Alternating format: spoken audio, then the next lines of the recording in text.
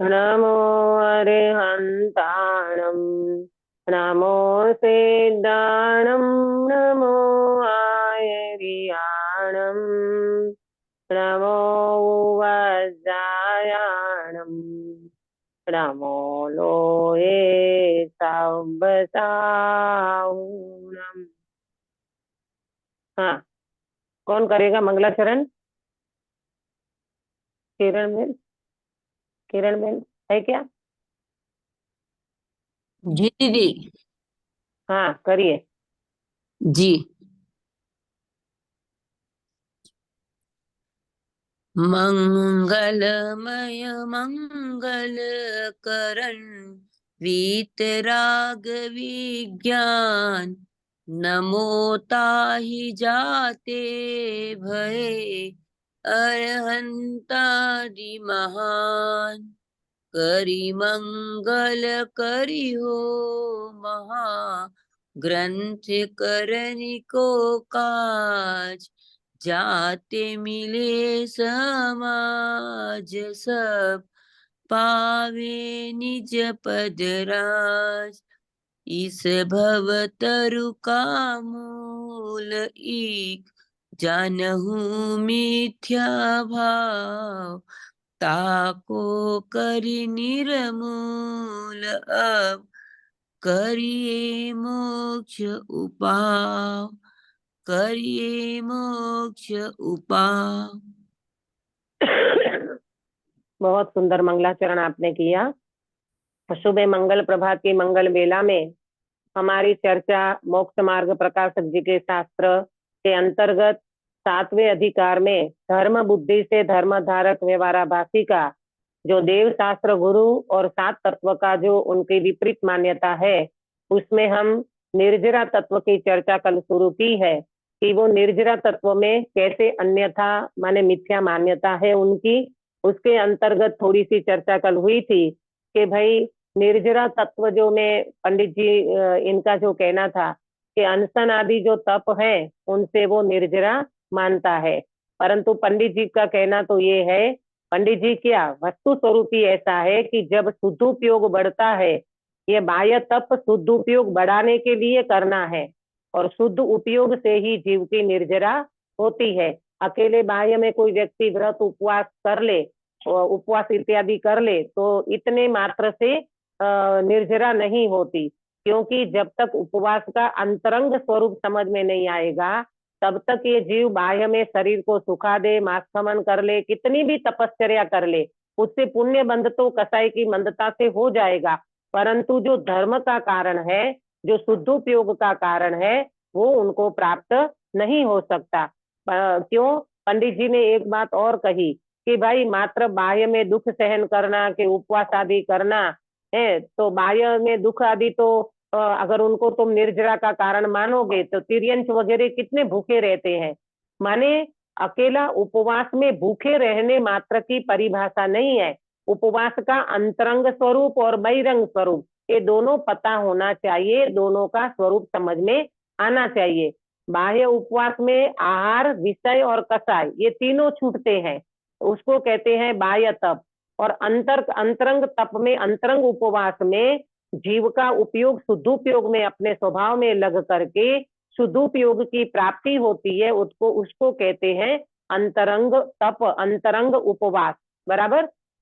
देखो, अगर अपन ये कहे ना कि भाई तिर्यन आदि के जीव तो सहन करते हैं, कितने सारे भूखे रहने पड़ते हैं, तो उनको तो तपस्या नहीं होती, उनको तो कोई साता तक नहीं पूछता, तो ये जीव कौन से लक्ष्य से तपस्या करता है? इसमें इनका मात्र बाह्य का लक्ष्य हो, केवल दुनिया मान सम्मान दे, लोग मेरी वाह करे, मान सम्मान मिले, ऐसी अगर भावना पड़ी है ना अभिप्राय, तो उनको कुछ भी फर्क नहीं पड़ेगा, माने कोई फायदा नहीं होगा।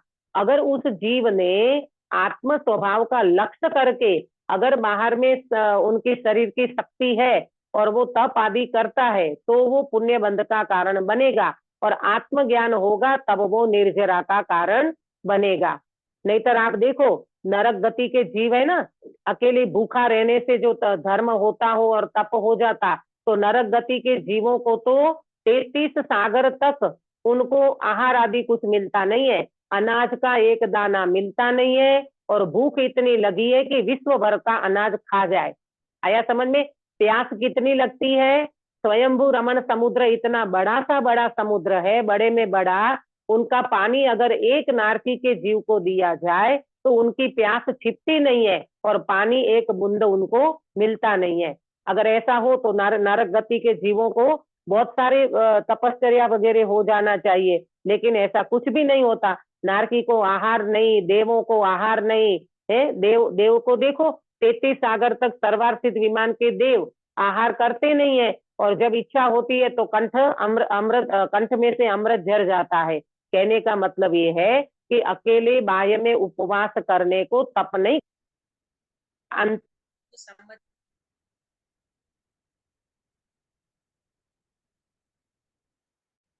है ना? देखो, फिर उनने क्या कहा कि भाई ये अगर ये धर्म बुद्धि वाला प्रश्न उठाता है कि नारकी वगैरह है, तिर्यंस वगैरह है, उनको तो मिला नहीं है इसलिए नहीं करते, उनके उनके लिए तो पराधीनता है, पर हम तो स्वाधीन है ना। तो वो ये कहते हैं कि स्वाधीनता से धर्म बुद्धि उपवास आदि तप करे उसके निर्जरा होती है। ये देखना पेज नंबर 230 पे है। 230 पे है, मिला सबको? बीच में निर्जरा तत्व का जो अन्यथा रूप है ना, उसका दूसरा पैराग्राफ। जी।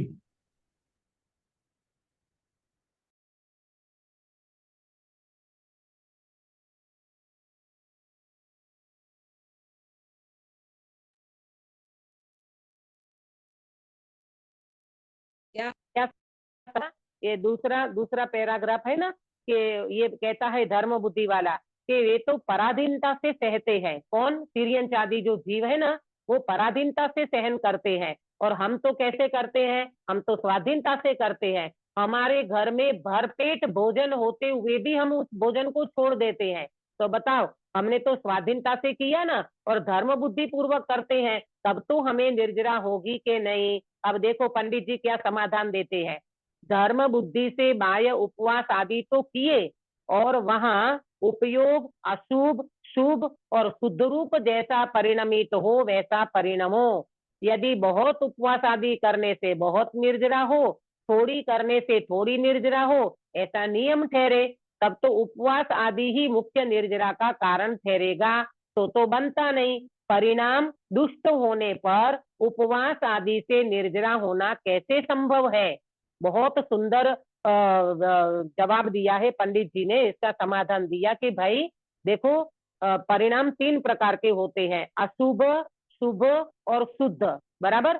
अगर तुम धर्म बुद्धि से बाह्य उपवास आदि करते हो, अगर तुम्हारा परिणाम पहले चेक करो कि परिणाम कैसा है। तुमने उपवास तो कर लिया, परंतु परिणाम का ठिकाना नहीं है, परिणाम तुम्हारे अंदर में शुद्ध नहीं है, तो उन उपवास का क्या तुम्हें फायदा मिलेगा? देखो, कई लोग तो ऐसे उपवास करते हैं, हमको दुनिया वाह वाह करे ने, प्रशंसा करे ने, मान सम्मान मिले ने, हमारी रथ यात्रा निकले ने, हमको बहुत कुछ ये मिले, तो वो व्यक्ति को थोड़ी ना तप का फायदा होगा, उपवास आदि का फायदा होगा। तो पंडित जी कहते हैं उपवास का फायदा भी परिणाम के ऊपर है। तुम कौन से परिणाम से तप करते हो, उपवास आदि करते हो, उससे निर्जरा होगी। तुम्हारा परिणाम तो अंदर में दुष्ट पड़ा है, दुनिया मान सम्मान दे, लोक में मेरी कीर्ति होवे, प्रशंसा होवे, ऐसे परिणाम अगर पड़े हैं और तुम बाहर में तप करते हो, तो उससे तुम्हें कोई निर्जरा होने वाली नहीं है। ये बात बिल्कुल समझ लेना चाहिए। नहीं तो क्या हो जाएगा मालूम? ज्यादा उपवास करेंगे उनको ज्यादा निर्जरा, और कम उपवास करेंगे उनको कम निर्जरा होगी। ऐसा तो बिल्कुल नहीं होता। क्यों? अरे आगे बात आने वाली है, मैं तब आपको क्लियर करूंगी। ऐसा बिल्कुल भी नहीं है कि कोई ज्यादा उपवास करे तो उनको ज्यादा निर्जरा और कम उपवास करे तो कम निर्जरा। ऐसा बिल्कुल नहीं है। उपवास का अंतरंग स्वरूप समझने वाले व्यक्ति को ही ये बात समझ में आएगी, नहींतर मात्र भूखा रहने को तो लंघन कहा। अभी आने वाली है ये बात, है ना? तो ये बात को प्रॉपर समझो कि परिणाम के ऊपर है तुम्हारा। परिणाम कैसा है? स्वभाव के आश्रय बिना परिणाम सुधरते नहीं है। कोई व्यक्ति मालूम आजकल तो तबियत को ठीक रखने के लिए उपवास करते हैं। ये नेचुरोपैथी वाले भी कहते हैं, आयुर्वेद वाले भी कहते हैं वीक में एक उपवास करना चाहिए तो शरीर भी शुद्धि हो जाएगी। शरीर तुम्हारा ठीक रहेगा। अगर इस लक्ष्य से तुम उपवास करते हो तो उससे क्या फायदा होने वाला? वो तो तबीयत को ठीक रखने की बात है, उसमें धर्म वरम का कोई कहीं से कहीं काम नहीं बनता। 3 परिणाम नोट करना, 3 प्रकार के बात नोट करना।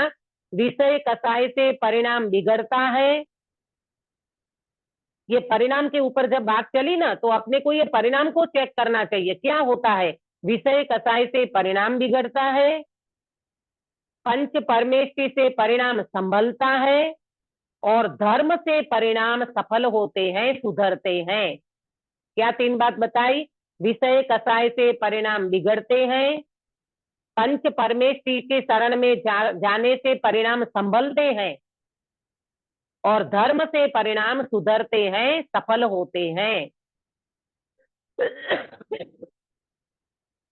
बराबर काश्मीरा बेन, आया समझ में आपको?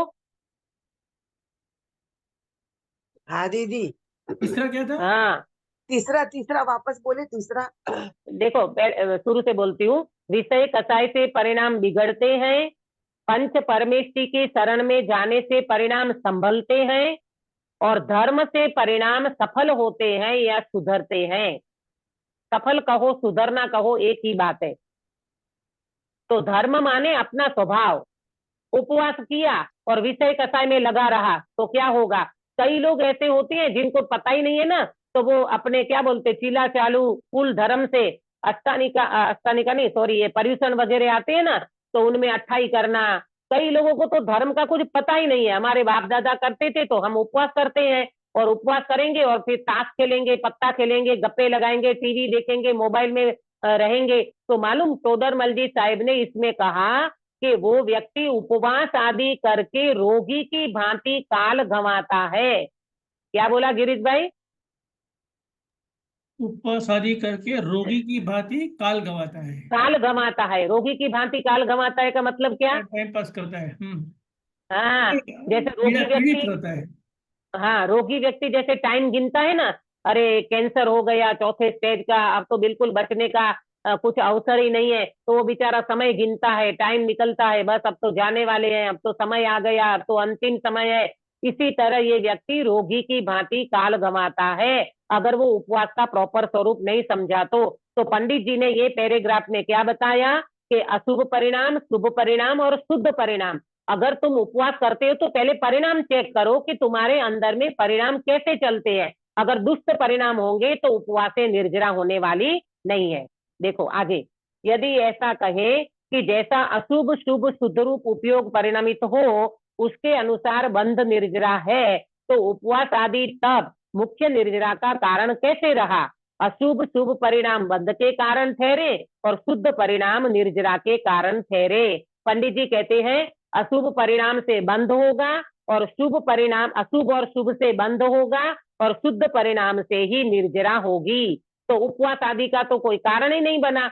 अगर तुम्हारे अंदर में शुद्ध परिणाम प्रकट हुआ और फिर बाह्य में तप आदि हो जाए तो वो निर्जरा का कारण बनेगा, वरना शुद्ध उपयोग के बिना निर्जरा का कारण बिल्कुल नहीं बनेगा। ये पंडित जी का स्पष्ट कहना है। पंडित जी का कहना है माने आगम में भी ये बातें आती है। देखो, फिर वो प्रश्न उठाता है कि तत्वार्थ सूत्र में तपसा निर्जराच ऐसा कैसे कहा है ना? ये तत्वार्थ सूत्र का 9वें अध्याय का 3रा सूत्र है। क्या बताया?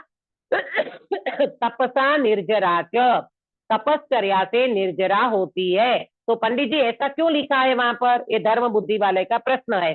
तो पंडित जी कहते हैं भैया, शास्त्र में इच्छा निरोध तप ऐसा कहा है, इच्छा निरोध तप ऐसा कहा है। इच्छा को रोकना उसका नाम तप है।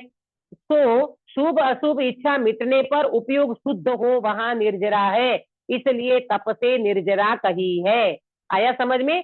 तपसा निर्जराच, इसका मतलब इच्छा निरोध तप को का निर्जरा का कारण कहा है। तुम्हारी इच्छा ही मिट जाए, तुम्हारी इच्छा ही उत्पन्न ना होवे, उसका नाम वास्तव में तप है। ये पंडित जी का कहना है। तो फिर वो कहता है, यहाँ कहता है कि आहार आदि रूप अशुभ की तो इच्छा दूर होने पर ही तप होता है, परंतु उपवास आदि प्रायश्चित आदि शुभ कार्य है, इनकी इच्छा तो रहती है? क्या कहता है कि आहार आदि जो अशुभ है वो तो चलो छोड़ दिए, परंतु उपवास आदि, प्रायश्चित आदि, इनकी तो इच्छा रहेगी कि नहीं आगे की भूमिका में? तो पंडित जी का जवाब सुनो कितना बढ़िया। ज्ञानी जनों को उपवास आदि की इच्छा नहीं है, एक शुद्ध उपयोग की इच्छा है। उपवास आदि करने से शुद्ध उपयोग बढ़ता है, इसलिए उपवास आदि करते हैं। बोलो काश्मीरा बेन, ज्ञानी जीव धर्मात्मा उपवास काय के लिए करते हैं? शुद्ध उपयोग बढ़ाने के लिए दीदी। हाँ, शुद्ध उपयोग बढ़ाने के लिए तप करते हैं। वो इसके लिए तप नहीं करते कि हम तप करेंगे तो हमारी काउंटिंग होगी, इतना मास्तमण, इतना सिद्धि तप, इतना धर्म चक्र हमने कर लिया। ये काउंटिंग करने के लिए भी नहीं है, और देखा जाए तो निर्जरा के लिए भी नहीं। वो तो शुद्ध उपयोग हमारा कैसे बढ़े। और एक बात सुनना, शुद्ध उपयोग बढ़ेगा तो निर्जरा होगी होगी और होगी। ऐसा नहीं है कि शुद्ध उपयोग बढ़ता जाए और कर्म की निर्जरा ना होवे, नहीं नहीं। जैसे जैसे शुद्ध उपयोग बढ़ता जाता है वैसे वैसे निर्जरा भी असंख्यात गुणी निर्जरा होती जाती है। तथा यदि उपवास आदि के शरीर या परिणामों की शिथिलता के कारण शुद्ध उपयोग को शिथिल होता जाने तो वहां आहार आदि ग्रहण करते हैं। इसका क्या मीनिंग गिरीश भाई? उपवास आदि के शरीर या परिणामों की शिथिलता के कारण शुद्ध उपयोग को शिथिल होता जाने तो मुनि महाराज वहां आहार आदि ग्रहण करते हैं। इसका क्या मतलब? हाँ मैंने अगर जो दो उपयोग ध्येय है और वो ध्येय के अंदर अगर जो शरीर शिथिल होता है और आहार की हाँ जरूरत लगती है तो आहार ले लेते हैं। हाँ, ऐसा हठ नहीं लेते, ऐसा हठ नहीं करते कि नहीं हमको आहार करना ही नहीं है।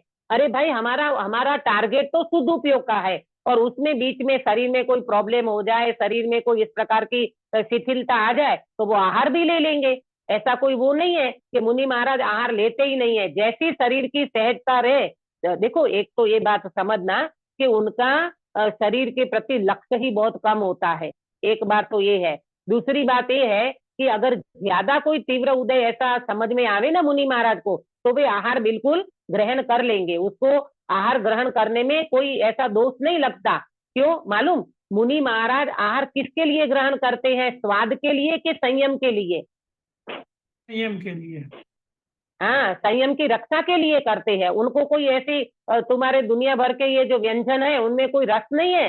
वो तो नीरस आहार करते हैं। उनको कोई सरसता आती भी नहीं है उसमें, कैसा भी आहार हो जाए। मतलब कैसा भी माने कड़वा हो, खट्टा हो, कैसा भी हो आहार, उसमें वो बिल्कुल घृणता नहीं रखते। उनको तो मात्र गड्ढा भरना है और संयम की रक्षा करना है। तो देखो, यदि उपवास आदि से सिद्धि हो तो अजीतनाथ आदि 23 तीर्थंकर दीक्षा लेकर 2 उपवासी क्यों धारण करते?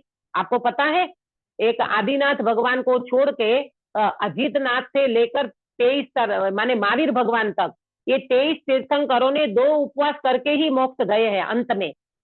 हाँ, सारे तीर्थंकर मात्र 2 उपवास क्यों करते भाई? वो ये कह रहे हैं पंडित जी उनकी तो शक्ति भी बहुत थी। कितनी शक्ति होती है तीर्थंकर की? बहुत जबरदस्त शक्ति होती है तीर्थंकरों की, है। परंतु कहने का मतलब ये है कि भाई मात्र बाह्य उपवास करने से कोई निर्जरा का कारण नहीं बनता, परंतु जैसे परिणाम हुए वैसे बाह्य साधन द्वारा एक वितराग शुद्ध उपयोग का अभ्यास किया। तो किसके ऊपर वजन दिया? परिणाम और शुद्ध उपयोग, है ना। परिणाम और शुद्ध उपयोग, परिणाम में भी शुद्ध उपयोग वाला परिणाम लेना। तो उनका अंदर में शुद्ध उपयोग बना और अंदर में वितरागता को लक्ष्य बनाया, वितराग रूप शुद्ध उपयोग का अभ्यास किया, वैसे वैसे उनका उपवास हो गया बाहर में। महावीर भगवान को जब निर्वाण अपन दीपावली अभी गई ना, वीर निर्वाण महोत्सव, तो अंत में 2 दिन उनकी ये हुआ, अपना 2 दिन का उपवास किया। तो 13वें गुण स्थान में योग रुंधन की क्रिया होती है। मन वचन काया सब शांत हो जाते हैं और फिर 2 दिन के लिए भगवान की वाणी बंद हो जाती है। तो फिर 2 दिन क्या किया? मन वचन काया के योग का रुंधन किया और उन्होंने अपने स्वभाव में ठहर गए। उपयोग शुद्धोपयोग अंदर में लीन हो गया और वो भगवान महावीर इस शरीर को छोड़ के साकार उपयोग में कहाँ चले गए? सिद्धालय में चले गए, है ना। तो इस तरह से सहजता से और 2 उपवास सबके बने हैं। उनका कोई काउंटिंग नहीं है वहां पर कि इनने 2 कराने, इनने 6 कराने, इनने 10 करा, नहीं नहीं।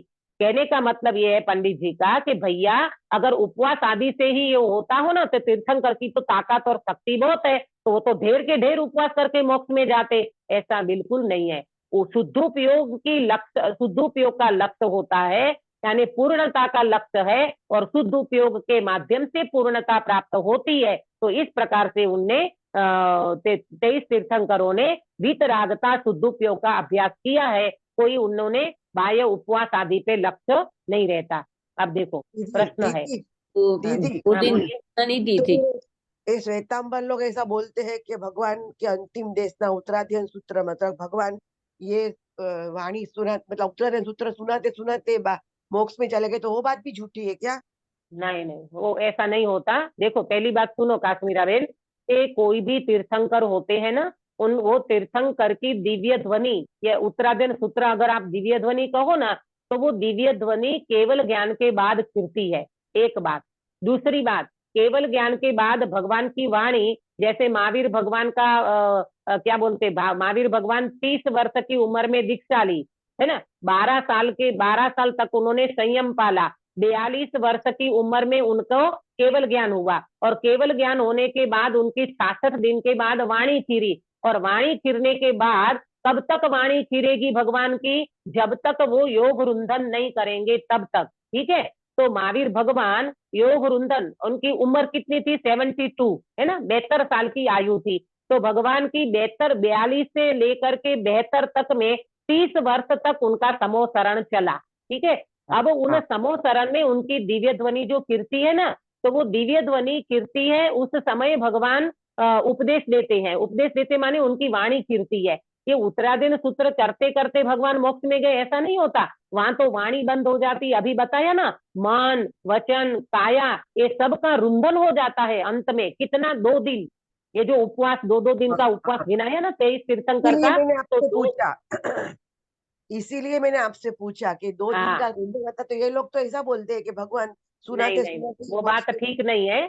ना ना, बिल्कुल ठीक नहीं है, क्योंकि भगवान मन वचन काया के योग का रुंधन करते हैं, और जब योग रुंधन हो जाता है और उस समय भगवान की वाणी गिरना बंद हो जाती है, तभी तो सारे देवगण आते हैं ना, सारे देवगण आते हैं, अरे प्रभु की वाणी का अब हमें लाभ नहीं मिलेगा। 12 प्रकार की परिषदा आती है भगवान की वाणी सुनने पर, भगवान ने तो योग विरोध कर दिया, तो फिर वाणी गिरना बंद हो जाती है। और फिर 2 दिन के बाद, मतलब 2 दिन योगों में लगते हैं, योग रुंधन में, और फिर भगवान मोक्ष में चले जाते हैं। कोई वाणी खिरते खिरते भगवान मोक्ष में गए, ये बात बिल्कुल ठीक नहीं है। ठीक है, हाँ जी, हाँ। अब प्रश्न, यदि ऐसा है तो ये धर्म बुद्धि वाले का फिर प्रश्न है, यदि ऐसा है तो अनशन आदि को तप संज्ञा कैसे हुई, इनका ये प्रश्न है। अगर ऐसा है तो अनशन आदि को भी तो तप संज्ञा दी है ना, अनशन आदि को तप कहा, तो ये अनशन कौन सा तप है, बाह्य की अभ्यंतर, सुधाबेन?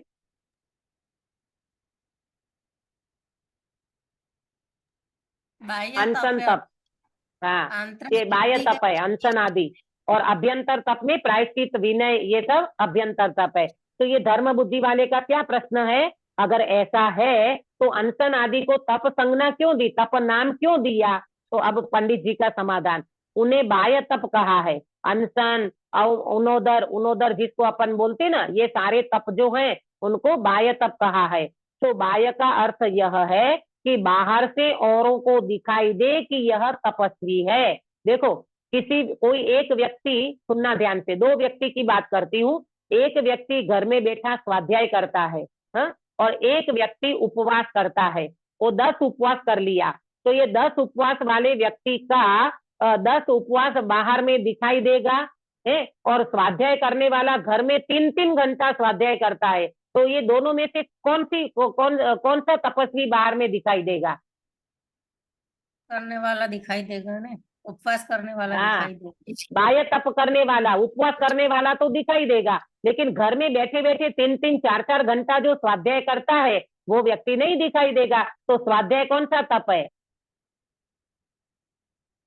बाह्य तप। आंतरिक तप है। अंतरंग तप है, आंतरिक अंतरंग तप है, स्वाध्याय अंतरंग तप है, और उपवास आदि बाह्य तप है। अनशन माने उपवास, तो उपवास आदि बाह्य तप है। तो पंडित जी का ये कहना है कि भाई उनको तो बाह्य तप कहा है, अनशन अवनोदर वगैरह को। तो बाह्य का अर्थ क्या है मालूम? बाहर से औरों को दिखाई दे कि ये तपस्वी है, अरे 10-10 दिन से उपवास नहीं किया, पानी तक नहीं पिया, भैया इनकी तो कितनी ताकत है, कितनी शक्ति है, कैसे कर्मों की निर्जरा कर रहे हैं, तो ये बाहर में तपस्वी दिखाई देते हैं। परंतु आप तो फल जैसे अंतरंग परिणाम होंगे वैसा ही पाएगा। फल किसका लगेगा? परिणाम का लगेगा। अंतरंग में जैसे परिणाम होंगे ना वैसा फल पाएगा। क्यों? क्योंकि परिणाम शून्य शरीर की क्रिया फलदाता नहीं है। परिणाम अगर अंदर में उनके ठीक नहीं होंगे तो उनको मात्र बाहर में 10 दिन भूखे रहने से कोई फल मिलने वाला नहीं है। इसलिए समझ लेना, उपवास आदि करते समय ये व्यक्ति को अपना ऑब्जर्वेशन करना चाहिए, परिणाम को चेक करना चाहिए, परिणाम की संभाल करना चाहिए कि मैं किस वजह से कर रहा हूँ, मेरा रीजन क्या है। मैं उपवास करता हूँ को दुनिया को दिखाने के लिए, लोग मुझे तपस्वी बोले, लोग मुझे जय जय जयकार करे, लोग मुझे साता पूछे, इसके लिए मैं नहीं करना चाहिए। मुझे तपस्या करना भी है तो मेरा मात्र शुद्धोपयोग का लक्ष्य रख के, मुझे मात्र आत्मा की प्राप्ति करना है, ये लक्ष्य रख के अगर तपस्या करते हो तो ठीक है। लेकिन ये कोई लक्ष्य ना हो और मात्र बाहर का लक्ष्य हो तो उससे तो कोई फायदा नहीं है। यहाँ फिर प्रश्न करा कि शास्त्र में तो अकाम निर्जरा कही है, वहां बिना इच्छा के भूख प्यास आदि सहने से निर्जरा होती है, तो फिर उपवास आदि द्वारा कष्ट सहने से कैसे निर्जरा ना हो? ये धर्म बुद्धि वाला भी कम नहीं है, अभ्यास तो उसको भी है ना। तो क्या बताया मालूम? वो ये कहता है कि शास्त्र में तो अकाम निर्जरा की बात आती है। अकाम निर्जरा माने बिना इच्छा से कर्मों की निर्जरा हो जाना। जैसे हम निगोद में से मनुष्य पर्याय में आए तो हम अकाम निर्जरा करते करते आए, हमारा कोई वहां लक्ष्य नहीं था, और बस ऐसे मंद कसाई में जीव की जो निर्जरा हो जाती है उसको अकाम निर्जरा कहते हैं। तो क्या बताया? वहां बिना इच्छा के भूख प्यास आदि सहने से निर्जरा होती है। ऐसा आता है शास्त्र में कि बिना इच्छा से जीव भूख प्यास आदि सहन करता है और उनको अकाम निर्जरा होती है। तो हम तो उपवास आदि करते हैं तो हम तो कष्ट सहन करते हैं, तो हमको निर्जरा कैसे नहीं होगी? आया समझ में काश्मीरा बेन प्रश्न? हाँ दीदी, आया आया। क्या आया? कि शास्त्र में तो आता है कि अकाम निर्जरा होती है। मतलब अभी हाँ हम तिर्यंश में थे या फिर निगोद से अब तक पहुंचे तो अकाम हाँ निर्जरा करके ही पहुंचे ना, इच्छा के बिना ही भूख और प्यास सहन कर करके। तो फिर उपवास हाँ करते हैं तो उसमें तो हमको तो कष्ट होता ही है ना, क्योंकि भूख लगती है फिर भी हम सहन करके भी उपवास करते हैं, तो उसमें निर्जरा क्यों नहीं होगी? हाँ, वेरी गुड, बहुत अच्छा प्रश्न आपने समझा कि भाई हम उपवास आदि करते हैं तो हम कष्ट सहन करते हैं ना, भूख सहन करते हैं, प्यास सहन करते हैं, तो हमको क्यों निर्जरा नहीं होगी? वहां तो हमने पराधीनता से इतनी निगोद से लेकर अभी तक की यात्रा में बहुत अकाम निर्जरा की, बहुत कुछ सहन किया, तो यहाँ भी हम उपवास आदि करते हैं, कष्ट सहन करते हैं, तो हमको निर्जरा क्यों नहीं होगी? पंडित जी को समाधान देखो। अकाम निर्जरा में भी बाह्य निमित्त तो बिना इच्छा के भूख प्यास का सहन करना हुआ है, और वहां मंद कसाय रूप भाव हो तो पाप की निर्जरा होती है, देवादि पुण्य का बंध होता है। परंतु यदि तीव्र कसाय होने पर भी कष्ट सहने से पुण्य बंध होता हो तो सर्व तिर्यंच आदि देव ही हो तो बनता नहीं है। अभी इसको जरा धीरे से समझना। पंडित जी का ये कहना है, अकाम निर्जरा में भी बाह्य निमित्त तो बिना इच्छा के भूख प्यास का सहन करना हुआ है। जो हमारी अकाम निर्जरा पूर्व में हुई है ना, वहां हमारे बाह्य निमित्त माने बाह्य निमित्त में हमें कोई अनाज नहीं मिला, भूख सहन करना पड़ा, प्यास लगी थी तो पानी नहीं मिला, ये हमने पूर्व में सब कुछ सहन किया है। परंतु वहां मंद कसाय का भाव होगा ना तो पाप की निर्जरा होगी। अगर मंद कसाई के बिना भी अकाम निर्जरा नहीं होती, कसाई की मंदता होनी चाहिए, और कसाई की मंदता में पाप की निर्जरा होती है और देवादि पुण्य का बंध होता है। परंतु यदि तीव्र कसाई होने पर भी कष्ट सहने से पुण्य बंध होता हो तो सर्व तिर्यंच आदि देव ही हो तो बनता नहीं है। अब देखो ये बात को पंडित जी कितना स्पष्ट समझाते हैं कि भैया अगर ये तिर्यंच गति के जो जानवर अपने को देखने को मिलते हैं ना, संगनी पंचेंद्री जानवर बहुत सारे मिलते हैं, उनकी अगर तीव्र कसाई से वो कष्ट सहन करते हो तो सारे जानवरों को पुण्यबंध होना चाहिए और सारे के सारे तिर्यंच देव गति में जाना चाहिए। बताओ सारे तिर्यंच देव गति में जाते हैं क्या? गिरीश भाई? नहीं, परिणाम। नहीं जाते। हाँ, तिर्यंश के हाँ, परिणाम तो तो इसका मतलब ये है कि उनके परिणाम के ऊपर है। जैसे एक कुत्ता है, आपके घर के सामने रोज आता है, ठीक है, और आपने उनको रोटी नहीं दी, तो उनको अंदर में तकलीफ तो होगी ना कि भाई मालिक मतलब व्यक्ति मुझे रोटी कोई नहीं दे रहा है। तो उसके अंदर में परिणाम देखो, ये बोलते नहीं है, मूंगा प्राणी है, बोल नहीं पाते, तो अपने को समझ में नहीं आता। कसाई तो चारे हैं उनकी उधर, संगना भी चार है, कसाई भी चार है, सब कुछ है वहां तिर्यंच गति के जीव को। तो पंडित जी का ये कहना है कि अगर तिर्यंच गति के जीव तीव्र कसाई में अगर इस प्रकार का भूख प्यास को सहन करते हो तो फिर उनको सारे को पुण्य बंद होकर के सारे तिर्यंच देव में चले जाने चाहिए, तो बनता नहीं है। इसका मतलब सारा का सारा परिणाम के ऊपर आधार है। वो परिणाम कैसे रखते हैं? मंद कसाई के परिणाम होते हैं तो स्वर्ग में चले जाते हैं, और तीव्र कसाई के पाप होते हैं तो वो व्यक्ति नरक गति में भी चला जाएगा। आपको पता है क्या बोलते हैं उसको, सातवीं, अरे सॉरी, तिर्यंच गति का जो शेर होता है ना, शेर, तिर्यंच गति वाला शेर, वो नरक में चला जाता है। ऐसा नरक गति में चला जाता है। क्यों भाई? एक तो उनका क्रूर परिणाम, इतनी भूख लगती है, क्रूर परिणाम, इतना निर्दय परिणाम होता है उसका, वो कोई स्वर्ग में नहीं चला जाता। ये तो महावीर भगवान के जीव ने सम्यक दर्शन की प्राप्ति कर ली, इसीलिए वो स्वर्ग में चले गए। अगर वो सम्यक दर्शन नहीं करे होते ना, तो नियम से वो नरक में जाते। ये नियम है बिल्कुल।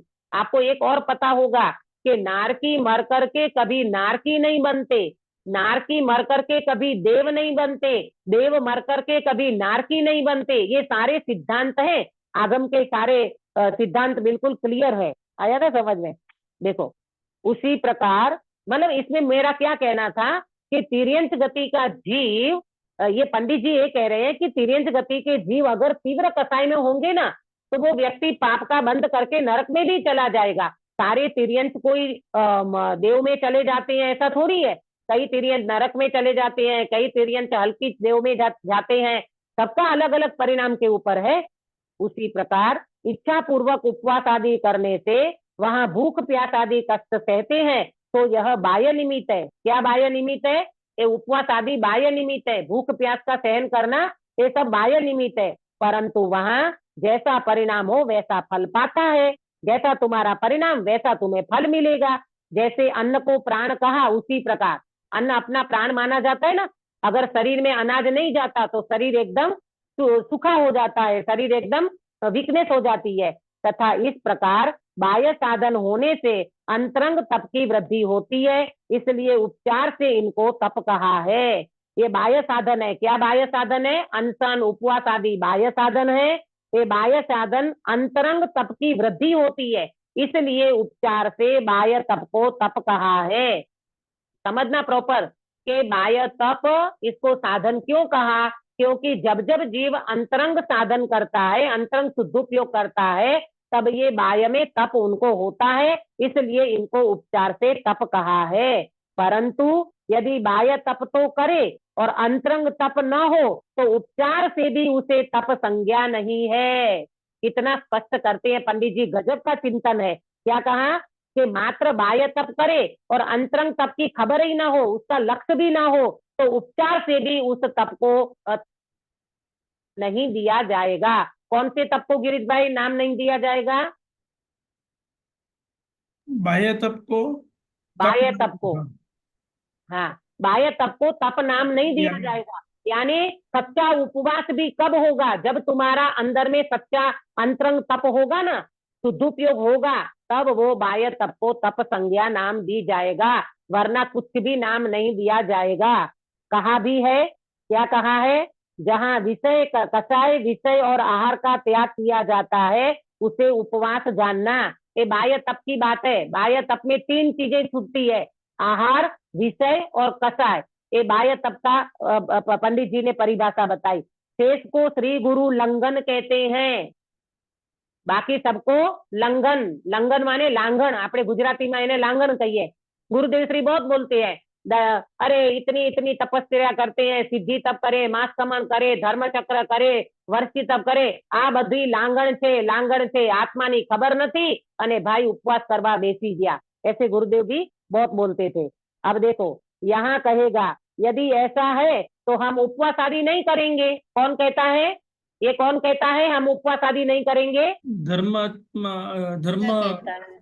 हाँ, शिष्ट धर्म बुद्धि वाला धर्म धारक व्यवहाराभासी कहता है कि अगर ऐसा है तो फिर हम क्या नहीं करेंगे? बोले हम उपवास आदि नहीं करेंगे। तो पंडित जी जवाब देंगे, बहुत बढ़िया। अरे भैया, तू हमारे ऊपर उपकार कर रहा है क्या?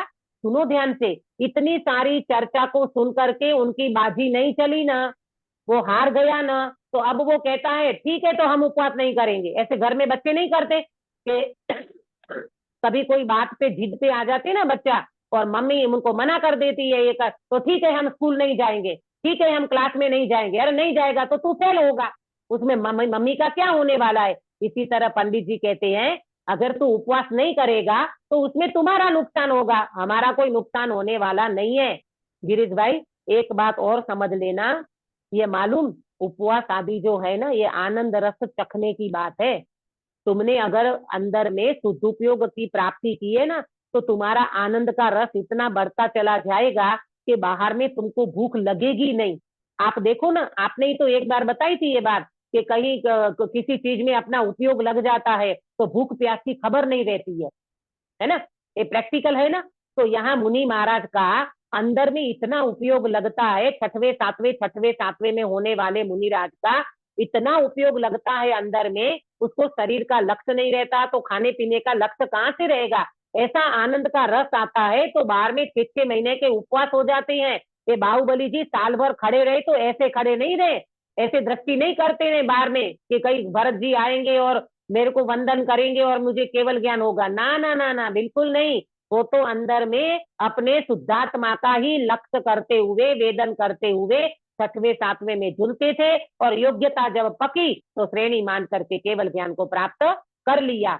आप विचार तो करो, साल भर के लिए कोई व्यक्ति ऐसे खड़े हैं वहां पर, हम तो कहते ना कि दो घंटे के लिए भूखे नहीं रह सकते, और ये एक एक साल तक रहे तो वो होगा क्या ऐसा? ये है चैतन्य स्वभाव, ये है आनंद का रस, ये है आनंद रस से लबालब भरा हुआ भगवान आत्मा। और उनका रस व्यक्ति एक बार चख लेता है ना तो बार बार चखने को मन करता है।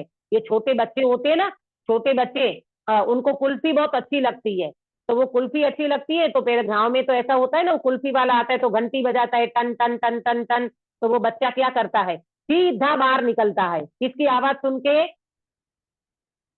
ठीक है आवाज।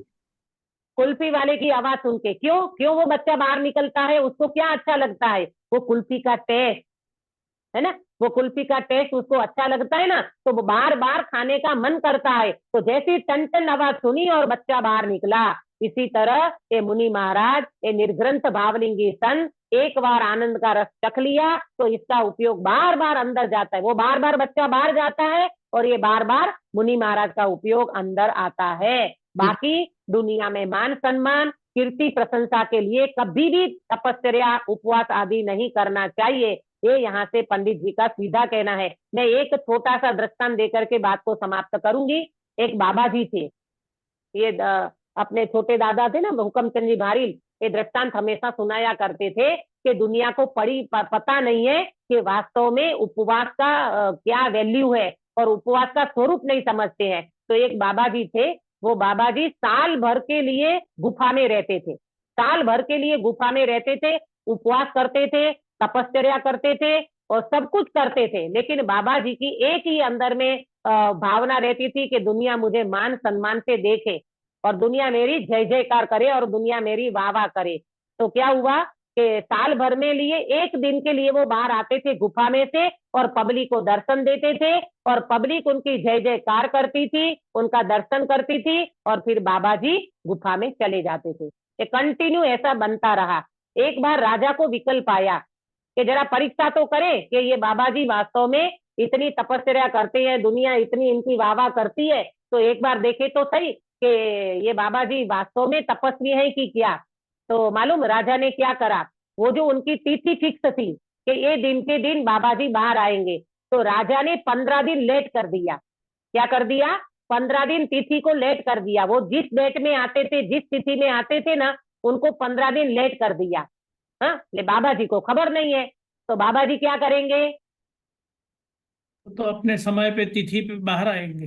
हाँ, वो तो जैसे साल भर पूरा हुआ और जैसे बाबा जी का समय आया और वो तिथि और तारीख जो आई ना, उस दिन बाबा जी बाहर आए। और जैसे बाबा जी बाहर आए तो पब्लिक का एक बच्चा भी नहीं दिखा वहां पर।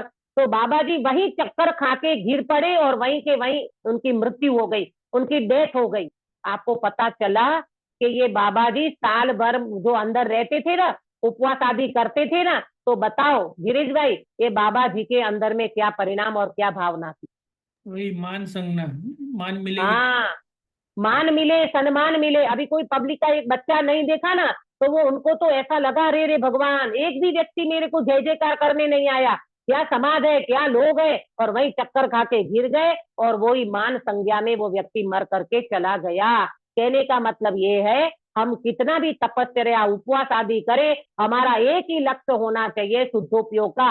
अगर ये लक्ष्य हमारा होगा तो ही हमारा ये बाह्य तप सार्थक बनेगा, सफल बनेगा, वरना ये बाबा जी जैसी स्थिति हमारी न बने। इसलिए पंडित जी ने कहा, देखो एक बच्चा होता है ना, परीक्षा देता है, तो परीक्षा की असली तैयारी क्या है गिरीश भाई? परीक्षा की असली तैयारी क्या? यूनिफॉर्म तैयार करना, जूता तैयार करना, ड्रेस तैयार करना, टिफिन तैयार करना है, ये टाई असली तैयारी है कि और पढ़ाई कोई है? करना, पढ़ाई हाँ, करना। आप कहोगे दीदी पढ़ाई करना ये असली तैयारी है, और ये तैयारी में बाहरी तैयारी ड्रेस की, यूनिफॉर्म की, जूते की और तुम्हारे क्या बोलते हैं टिफिन वगैरह को तो हो ही जाती है। असली तैयारी क्या है? असली तैयारी एक ही है कि अपने अंदर में पढ़ाई करना। इसी तरह साधक की असली तैयारी है अपने परिणाम को संभालना, अपने शुद्धोपयोग को संभालना। तो उसके साथ बाह्य तप तो सहजता से हो जाता है। अगर ये नहीं हुआ तो पंडित जी कहते हैं तो बाह्य उपवास तुम्हें कोई फायदा करने वाला नहीं है। तुम्हारा अभिप्राय चेक करना चाहिए, और ये अभिप्राय चेक करते हुए ये तुम्हें क्या मिलेगा? सार्थकता मिलेगी, सफलता मिलेगी बाह्य तप में। अब ये धर्म बुद्धि वाला कहता है वो विफल गया। वो कहता है फिर हमें उपवास आदि करना ही नहीं है, जाओ तुम इतनी सारी हमारी फेकड़ी उड़ाते हो, तुम इतनी सारी हमारी उपेक्षा करते हो हमारे तप वगैरह की, हमें उपवास करना ही नहीं है। तो कल देखेंगे पंडित जी इसका क्या समाधान देते हैं। पंडित जी विचक्षण बुद्धि के विचक्षण बुद्धि के ज्ञानी धर्मात्मा है, और ये ऐसा जवाब देंगे कि सामने वाला व्यक्ति को लगने लगेगा कि वास्तव में अगर मैं कुछ भी नहीं करता हूं तो मेरा नुकसान है, और करूंगा तो मेरा ही फायदा है, लेकिन समझ के करना, समझ बिना करेंगे तो इसका परिणाम, इसका रिजल्ट अच्छा नहीं आता। और समझ करके अगर व्यक्ति मोक्ष मार्ग में आगे बढ़ता है तो उसका रिजल्ट वो व्यक्ति को स्वयं को मिलता है। कर्म में और धर्म में व्यक्ति स्वतंत्र है, सुख में और दुख में व्यक्ति स्वतंत्र है। जैसी तुम करनी करोगे वैसे तुम्हें फल मिलेगा। तो पंडित जी कल इसका उत्तर किस प्रकार से देंगे, इसकी चर्चा हम करेंगे। इसके पहले हमने आज जो भी चर्चा की है वो एकमात्र शुद्धोपयोग को लक्ष्य में लेकर के, यानी शुद्धात्मा की दृष्टि रखते हुए शुद्धोपयोग हमारा होवे, हमारा परिणाम भी निर्मल होवे और हमारी बाह्य में तपस्या आदि सहजता से हो जाए, तो इसका कोई इनकार नहीं है। परंतु परिणाम बिगाड़ते हुए, परिणाम को चेकिंग न करते हुए अगर हम तपस्या करते हैं तो इसका रिजल्ट हमें नहीं मिलता। मात्र पुण्य बंध का कारण हो जाए इतने मात्र से हमें संतुष्ट होना नहीं है। हमारा लक्ष्य, हमारा बहुत बड़ा एम है, हमें तो पूर्णता की प्राप्ति करनी है। उस पूर्णता को लक्ष्य में रखते हुए हमारी मोक्ष मार्ग की नैमित्तिक क्रियाएं सफल होवे, इस मंगल भावना के साथ में बात को विराम देती हूँ। दीदी, निधि निधि निज, हाँ, श्रेणी मांडना का मतलब क्या होता है? श्रेणी मांडना मतलब 8वें गुण स्थान से ऊपर मुनिराज का जो उपयोग होता है ना, शुद्धोपयोग, वो अभी शुद्धोपयोग की धारा जो है वो ऐसी तीव्रता को लिए हुए है कि वो अंतर मुहूर्त में केवल ज्ञान को प्राप्त करेंगे, उसका नाम है श्रेणी मांडना, टपक श्रेणी। जी। हाँ, निज निधि निज में बताई यह अनंत उपकार है, इसके लिए दिन वाणी माँ को वंदना सतवार है, वंदना सतवार है। प्रेमलता जी कायोत्तर कराओगे? जी दीदी।